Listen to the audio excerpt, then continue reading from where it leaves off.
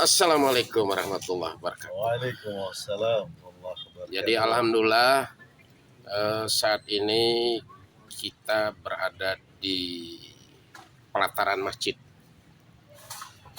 dan alhamdulillah sudah atau baru menyelesaikan salah satu kewajiban kita sebagai seorang yang muslim, mukmin yang tunduk dan berhikmat kepada Allah Rabbul Alamin. Ya tentunya dengan segala harapan tadi itu kita berdoa panjang sekali tadi. Panjang. Saya makmum kemudian diikuti menjadi imam masbuk ya. Ya imam masbuk gitu loh. Jadi tidak saja di luar kita berkolaborasi untuk sebuah kepentingan ini, dalam menghadap Allah pun berkolaborasi. Jadi kita tadi berdoa juga dengan segala penuh harapan. Panjang sekali saya doa itu karena ada firasat, ada sohib saya di belakang ini menjadi makmum itu. Alhamdulillah, alhamdulillah. Jadi luar biasa kita bisa berhikmat menyadari bahwa kita ini sudah setengah abad. Ya, sudah setengah abad.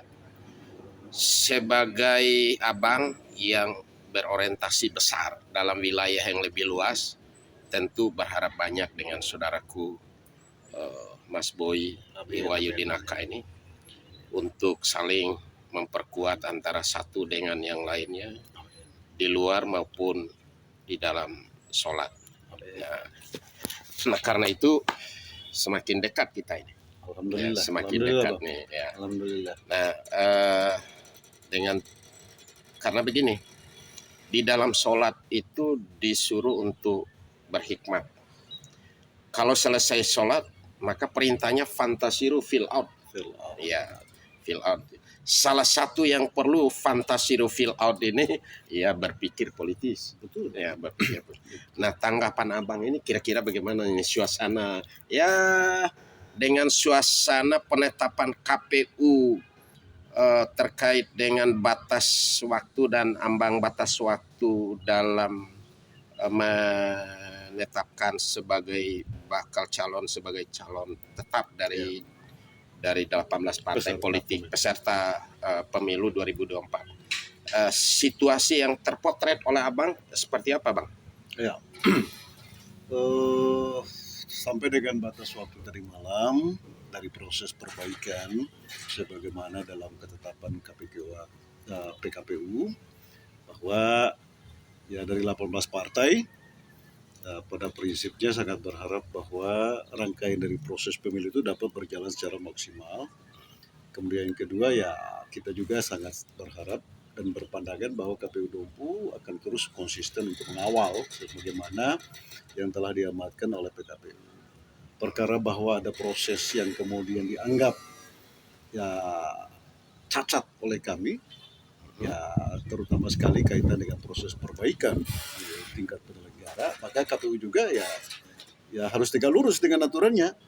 Harus tegak lurus. Betul. Jadi harus dipahami bahwa KPU itu penyelenggara. Ya. Kepesertaan pemilu oleh partai politik, ya maka yang mengurai di dalamnya adalah aturan-aturan main yang kemudian menjadi kesepakatan politik dan kesepakatan hukum. Iya. Jadi tetapi kita serahkan dan kita sangat yakin bahwa KPU akan konsisten menjalankan aturan-aturan ke KPU. Nah terus yang kedua, nah fase ini merupakan fase dari setelah penetapan daftar calon tetap, kemudian proses perbaikan oleh KPU sebelum masuk kepada penetapan calon daftar tetap. Nah perbaikan ini kan kita anggap bahwa kepesertaan itu menjadi fix adanya. Ya. Nah, harapan yang paling besar yang pertama bahwa kita akan kawal pembangunan demokrasi kita lewat ke pemilu legislatif tanggal Februari 2024. Kemudian yang paling penting adalah bahwa kita sangat berharap masyarakat kita, utamanya masyarakat pemilih, dapat memilih orang-orang atau misalnya para caleg ini yang benar-benar mampu untuk kemudian mengurai harapan-harapan itu menjadi perjuangan yang kemudian akan tertunai dalam bentuk cita-cita mereka. Jadi saya membaca bahwa kehadiran Abang Ilham Yahayu, kemudian juga saya untuk kemudian maju kembali dalam tahapan pemilu 2024 ini karena kita mungkin cara pandang kita agak sedikit sama, Bang. Iya, baik. Yang pertama bahwa semangat baru yang kita coba gelurakan melalui keikutsertaan ini karena kita melihat bukan partai gelora ya? Ya, bukan. Gelora rasa gelora dan semangat ya. Gitu, perjuangan politik kita bahwa ada hal yang terputus dari perjuangan kawan-kawan DPRD hari ini. Nah, ini ditunjukkan dan dibuktikan dengan aspirasi masih terus berkembang.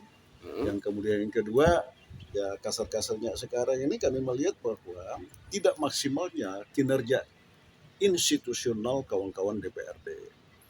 Nah, baik di kabupaten maupun di provinsi.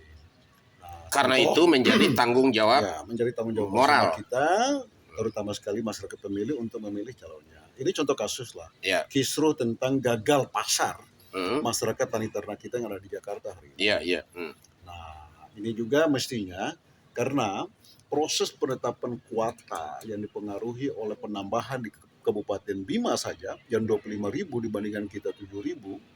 Nah, ini juga ikut mempengaruhi ya dinamika pasar yang ada di masyarakat kita di Jakarta. Artinya perlu ada keterlibatan para pemangku kebijakan di teman-teman DPR ya. DPRD provinsi juga bertanya, kok bisa kabupaten bisa nambah 25.000 kuota dalam 1 tahun tentang kuota pengiriman. Nah, Dompu hanya 7.000 dalam 1 tahun kuota pengiriman. Tapi mestinya DPRD mendorong kerja pemerintahan ini untuk lebih konsisten mengawal proses itu karena ini menyangkut masalah nasib rakyat kita. Oke, baik. Kenapa DKI Jakarta yang sebelumnya bahwa kuota pengiriman ini kan berdasarkan rekomendasi daerah penerima. Nah, baru kemudian masyarakat kita yang terlibat di dalam dunia pembangunan peternakan kita mengirimkan ya komoditi permintaan dari rekomendasi daerah penerima. Nah, untuk ke depan kira-kira apa yang taktis dan strategis supaya menjadi agenda utama baik ke politisi DPRD maupun kan pemerintah. Salah satu dari tanggung jawab bersama kita gitu. Kalau misalnya kerja DPRD-nya melempem, ya udahlah cari kawan-kawan DPRD yang memang secara konsisten dan berani untuk memperjuangkan punya komitmen, punya perhatian untuk Nah, yang kedua kita berharap pemerintahan provinsi juga ya ketika kuota itu diterbitkan juga harus diikuti oleh pembatasan kuota atau jatah kuota berdasarkan pengiriman per rekomendasi dari daerah penerima. Jangan dibiarkan masyarakat kita itu bertarung gitu. Kita kalah jauh, Pak. Harapan khusus buat teman-teman politisi di tingkat daerah, kemudian politisi di tingkat provinsi yang hari ini sebagai anggota DPR aktif lah kira-kira begitu. Kalau harapannya ya jangan jadi badut lah sekarang kan. Nah, apa faktanya? Jadi badut DPRD hari ini kan lewat RDPU tapi outputnya tidak jelas. Itu kan badut, dagelan namanya tuh. Jadi negara membayar antum-antum di DPRD itu adalah dalam rangka untuk membangun check and balance dalam pengelolaan penyelenggaraan pemerintahan. Jadi jangan badut lah gitu. RDPU melulu, outputnya tidak jelas gitu. Reses melulu, RDPU melulu, kemudian keputusannya yang bisa dijalankan sebagai sebuah keputusan yang menguntungkan. Kinerja kawan-kawan itu kan lihat aja tuh berapa sih produk perda yang menjadi inisiatif DPR hari ini. Hampir bisa dihitung jari. Baik. Iya kan.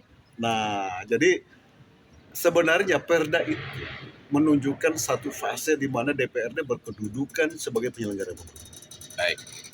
Nah, tetapi pada kedudukan lain secara politik dia itu melakukan proses check and balance terhadap penyelenggaraan pemerintahan. Baik. Begitu. Ya udahlah. Kalau misalnya sekelas Abang di Udayana ya saya pikir itu kita dalam posisi yang sangat sepakat. Baik. Mudah-mudahan dengan kader-kader termasuk kader PKS juga punya. Siap. Nah, terakhir ini Abang ini saya agak belum tahu finalisasinya ini. Walaupun kemarin itu rada-rada di PKS ya kan begitu kan. Yang pasti Abang ini posisi di mana di Alhamdulillah kepentingan Bang. politik 2024 ini? Alhamdulillah ya di tahun 2024 untuk kembali merajut terputusnya perjuangan politik dan harapan politik publik dalam tubuh DPR, maka Sekarang saya siap sambung ya bersama dengan PKS Kabupaten Lumpu untuk kembali maju di Palagan Pemilu Amlek 2024. Baik, terima kasih abangku, saudaraku, mantap. Mudah-mudahan Selamat ini berjuang. Semoga Allah mengijabah perjuangan kita dan amin. insya Allah menjadi amal jahiliyah buat kita. Iya, baik. Bersama Ilham Yahyu for Udayana, Hanura 10, Ilham Yahyu 11. Kemudian Iwa Yudin Aka PKS Dapil 1 nomor 7. ya. Assalamualaikum warahmatullahi wabarakatuh. Waalaikumsalam.